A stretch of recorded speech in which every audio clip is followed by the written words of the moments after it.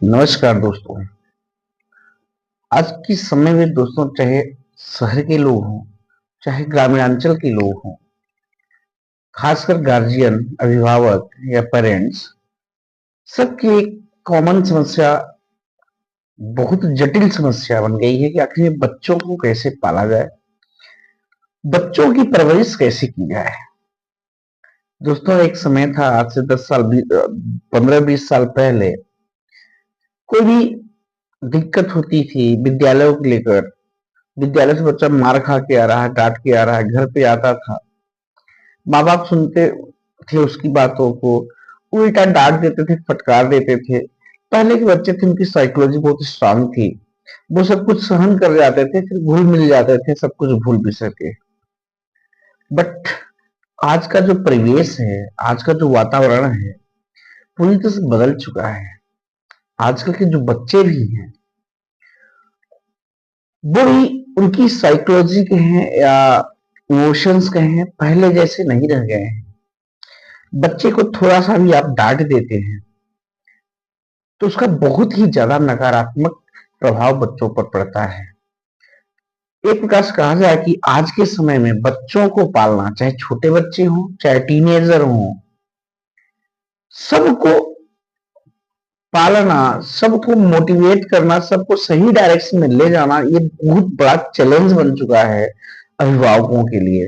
दोस्तों आज इसी टॉपिक पर हम कुछ अपनी तरफ से जो मुझे पॉइंट्स लगे, क्या होना चाहिए क्या नहीं होना चाहिए, उन्हीं बिंदुओं को मैं शेयर कर रहा हूं आप सभी को। रिक्वेस्ट है लास्ट तक जरूर देखिएगा, हो सकता है कुछ मेरे पॉइंट अच्छे लगे। लास्ट में आप वीडियो में जरूर अगर कुछ पॉइंट रह जाते हैं या छूट जाते हैं या आपके हिसाब से गलत लगता है तो पॉइंट्स पर कमेंट जरूर कीजिएगा। दोस्तों आजकल बच्चों के लिए जो रोल मॉडल होते हैं वो माँ बाप ही होते हैं। बच्चा छोटा होता है, धीरे धीरे बढ़ने लगता है। बच्चों की सबसे बड़ी खूबी क्या है? बच्चों की सबसे बड़ी खूबी ये है, छोटे बच्चों की बात कर रहा हूं, वे वही करते हैं जो वो देखते हैं। ज्यादा दूर की बात नहीं है, आजकल मोबाइल की लत बच्चों में बहुत बुरी पड़ जाती है बचपन से ही, तो उसके कहीं ना कहीं भागीदार हम सभी हैं, माँ बाप हैं। हम सभी बच्चों के सामने, बच्चा छोटा बगल में लेटा है, बैठा है, खेल रहा है, और उसी के सामने हम उठाकर कहीं रील्स देख रहे हैं, वीडियोस देख रहे हैं, स्क्रॉल कर रहे हैं, घंटों घंटे हमें पता ही नहीं चलता, निकल जाता है, और बच्चा सब कुछ ऑब्जर्व करता है अपनी आंखों से। फिर आप होते हैं तो भी, नहीं होते हैं तो भी, जब भी उसके हाथ में मोबाइल आता है, जो उसे पसंद आता है वो भी स्क्रॉल करते रहता है और देखते रहता है। फिर हमें, आपको बुरा लगता है, बच्चे की आदत खराब हो रही, बच्चा बिगड़ रहा है। तो सबसे बड़ी चीज दोस्तों, हम वहां पे बच्चे को डांटते हैं जबरदस्ती कि ऐसा ना करो, वैसा ना करो, ये गलत चीज है, और वही चीज हम बच्चे को दिखाते हैं। जब बच्चे के सामने हम वही चीज करेंगे तो बच्चा कैसे सुधरेगा? हम डांट देते हैं, फटकार देते हैं, मार देते हैं। कई बार स्कूल से शिकायत आई क्लास टीचर के द्वारा, तो बिना सुने समझे, कंडीशन को समझे बच्चे को ठोक देते हैं, पीट देते हैं, जो कि बहुत ही बैड हैबिट्स मैं कहूंगा आज के समय में बच्चों के साथ। किसी भी परिस्थिति में बच्चे के साथ ऐसा व्यवहार न किया जाए जो कि बच्चे को इंटरनली प्रेशराइज करे। पहले का समय अलग था, हम डांट देते थे, मार भी खाए हैं, बहुत खाए, हम सभी खाए हैं मार, लेकिन हम पर आपको कोई फर्क नहीं पड़ता था, हम आप अगले दिन फिर वैसे ही हो जाते हैं। बट आज का बच्चा जो है बहुत ही ज्यादा सेंसिटिव, उसका माइंड बहुत ज्यादा सेंसिटिव हो चुका है। बच्चे को डांट देने से, मार देने से बच्चे के अंदर जो इमोशंस होते हैं वो दब जाते हैं। फिर बच्चा आपसे डरने लगता है और अपनी मन की बातों को न कभी आपके सामने, न कभी अपने शिक्षक के सामने, किसी के सामने नहीं रख पाता है। फिर बच्चे में यही हैबिट बनी रह जाती है। तो कहने का तात्पर्य है कि बच्चा कभी भी कोई अच्छा भी कार्य करना चाहता है तो उसके मन में डर बैठ जाता है कि क्या पता ये अच्छा होगा, या जो मैंने किया है वर्क, क्या वो अच्छा है या नहीं है। फिर ये उसके मन में बैठ जाती है, फिर ये लाइफ टाइम चलती है, वो जीवन भर फिर अप्रूवल ढूंढता है किसी भी काम के लिए कितना भी अच्छा क्यों ना किया हो, उसके अंदर कॉन्फिडेंस मर जाता है। छोटे से ही कॉन्फिडेंस मर जाता है, इमोशंस उसके मर जाते हैं। जब बड़ा हो जाता है, कुछ अच्छा करता है, फिर भी वो अप्रूवल ढूंढता है।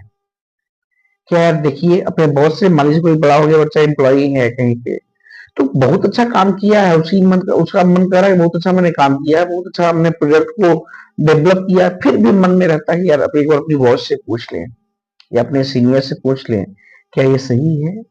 वो कहने मतलब छोटी सी छोटी बातों के लिए जीवन भर अप्रूवल ढूंढता है कि कोई बोल दे हाँ यार ठीक है। तो बच्चों को कभी भी किसी भी परिस्थिति में डांटे नहीं। हाँ, दूसरे वे में कोई बात नहीं, चलो गड़बड़ हो गया सो हो गया। दूसरी चीज, बच्चे हमने क्या कहा, बचपन से ही कॉपी करते हैं, अपने माँ बाप को ही रोल मॉडल मानते हैं, और होना भी चाहिए। हम सभी गार्जियन की ये, हम सभी अभिभावकों का ये उद्देश्य होना चाहिए कि हम सभी अपने बच्चे के लिए पहले रोल मॉडल बने। मेरा बच्चा मुझसे सीखे। एक बहुत अच्छा सा कोट्स बहुत पहले के समय का है कि जो बदलाव आप दुनिया में देखना चाहते हैं, स्वयं से स्टार्ट कीजिए। मैं यही चीज कहूंगा कि जो बदलाव आप अपने बच्चे में देखना चाहते हैं, आप अपने आप से स्टार्ट करें। हम चाहते हैं कि बच्चा मोबाइल ना देखे, तो दोस्तों बच्चे के सामने मोबाइल का इस्तेमाल कम से कम करें। हम चाहते हैं कि बच्चा हमारा पढ़ाई करे, किताबों पर ध्यान दे। तो हो सकता है कि अब एक एज होती है पढ़ने की, पढ़ने में आपका मन न लगे, तो आप कुछ ना करके बच्चों की ही स्टोरीज की बुक ले लीजिए। कुछ नहीं हो, बच्चा जब देख रहा है पढ़ रहा है, उसके सामने बैठ जाइए पढ़ने। फिर उसको बोलिए देखो बेटा मैं पढ़ रहा हूँ ना, मैं भी पढ़ रहा हूँ ना, आप भी पढ़िए, पढ़ने की आदत डालिए। किताबों से उसको समझाइए बेटा किताबों से प्रेम करो, पढ़ो, अच्छी किताबें पढ़ो, अपने सब्जेक्ट के अलावा भी किताबें पढ़ो। तो बच्चे के सामने मोबाइल, अगर आप मना करना चाहते हैं तो बच्चे के सामने मोबाइल ना चलाएं। चाहे बच्चा छोटा हो, चाहे टीनेजर हो, या फिर बड़ा हो रहा है, तो कम से कम चलाएं।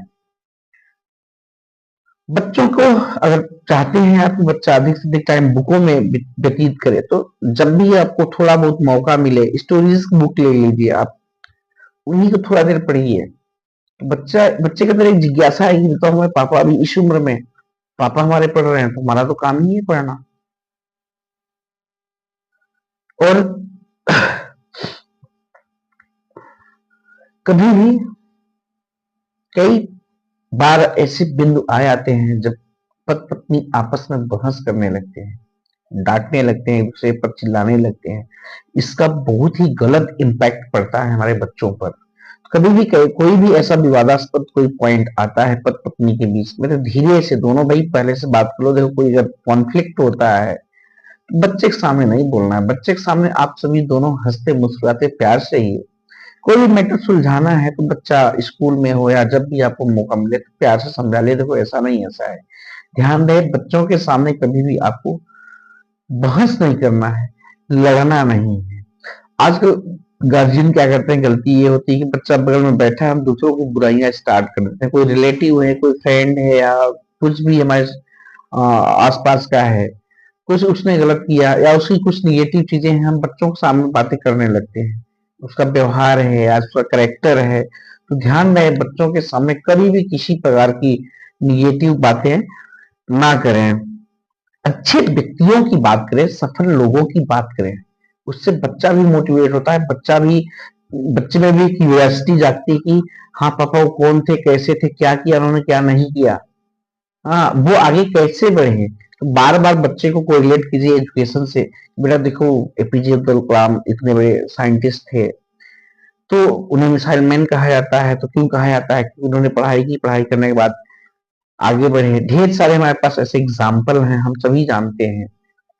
तो जितनी अधिक से अधिक हो सके बच्चे के सामने पॉजिटिव बातें करें, कभी किसी की निंदा भी ना करें। कोई भी कितना भी घृणित व्यक्ति क्यों ना हो, अपना कोई भी नेबर हो, कोई भी हो, तो बच्चे के सामने स्पेशली कभी भी ना करें। अगर बच्चा मान लीजिए कोई बात बाहर इन्वायरमेंट मित्रों द्वारा सुन भी लेता है, कोई गलत चीजें, तो उसको ऐसा करें पॉजिटिव में कन्वर्ट करने का प्रयास करें, और बच्चों को समझाएं बेटा हमें निगेटिविटी से कुछ नहीं मिलने वाला, हम हमें हमेशा दूसरों से पॉजिटिव चीजें लेनी चाहिए। और बच्चों को भी पॉजिटिविटी के बारे में हमेशा बात करें और उन्हें बताएं। एक कॉमन चीज हमेशा हमने देखा है गार्जियन ज्यादातर अच्छे नंबर लाने पर प्रेशर देते हैं बच्चे को।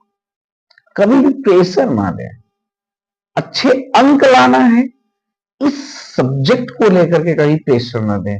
हाँ, अधिक से अधिक बच्चे को बुकों में इंगेज रहने की सलाह दें।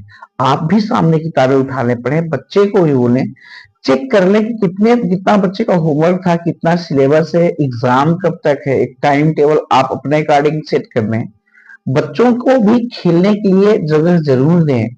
इंटरटेनमेंट के लिए ऐसा नहीं कि बिल्कुल मोबाइल टच ना करें, बिल्कुल टीवी ना देखें, नहीं, सबके लिए थोड़ा, लेकिन टाइमिंग का ख्याल रखें।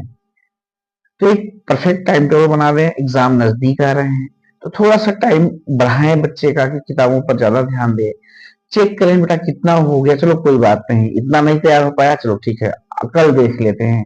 बच्चों को बैठाएं, बच्चे को इंकरेज करें, देखो अच्छे नंबर आएंगे, आपको अच्छी जॉब मिलेगी।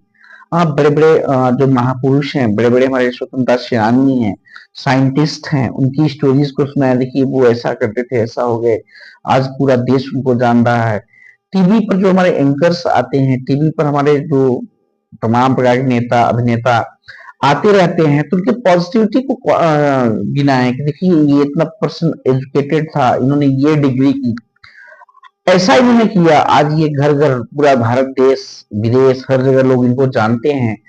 इन सब का माध्यम केवल एक ही है, एजुकेशन है। अगर आप जितने ही एजुकेटेड होंगे, आप उतने ही आगे निकलें। कल की डेट में आप भी इस टेलीविजन पे आ सकते हैं, आप भी सोशल मीडिया पर छा सकते हैं, पूरा देश आपको देखेगा, आपको पूरे देश हीरो मानेगा, रोल मॉडल मानेगा। तो इस प्रकार से हम इंकरेज कर सकते हैं बच्चों को।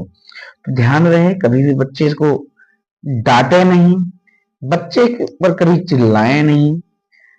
जो क्वालिटीज बच्चे में देखना चाहते हैं कि बच्चा मोबाइल कम से कम देखिए, तो बच्चे के सामने मोबाइल ना चलाएं। आप चाहते हैं बच्चा किताबों में इंगेज रहे, तो बच्चे के सामने कभी भी फालतू टाइम पास ना करें। हो सके 10-5 मिनट आपको हिंदी आती है, जो भी आती है, आप स्टोरी बुक लेकर बैठ जाइए, बच्चे को लगेगा देखिए हमारे पापा अभी पढ़ रहे हैं। बच्चों के सामने कभी भी बहस ना करें, किसी की बुराई ना करें।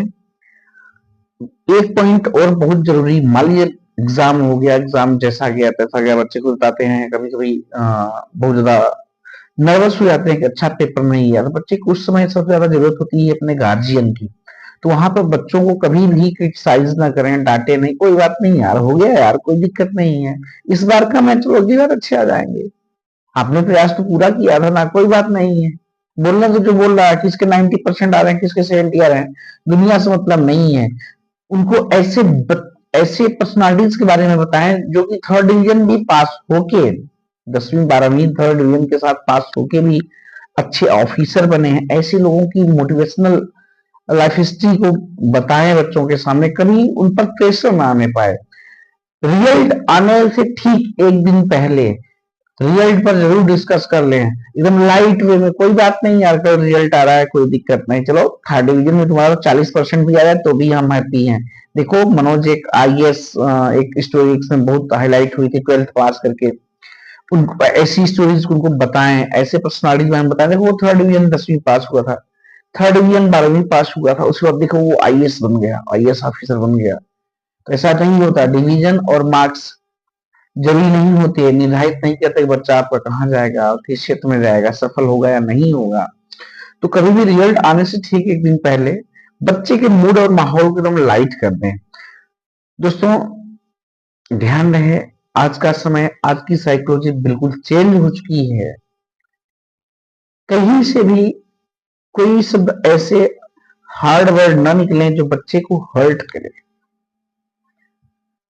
हमारी तरफ से कुछ ये पॉइंट्स दोस्तों रहे, वीडियो लंबी हो जाएगी, हैं तो बहुत से और ढेर सारे पॉइंट, उन पे और कभी डिस्कशन करेंगे। आप सभी को क्या लगता है, आप सभी लोग भी अपने राय शेयर कीजिएगा, अपने पॉइंट्स शेयर कीजिएगा। मिलते हैं अपने नेक्स्ट वीडियो में, तब तक के लिए जय हिंद, नमस्कार।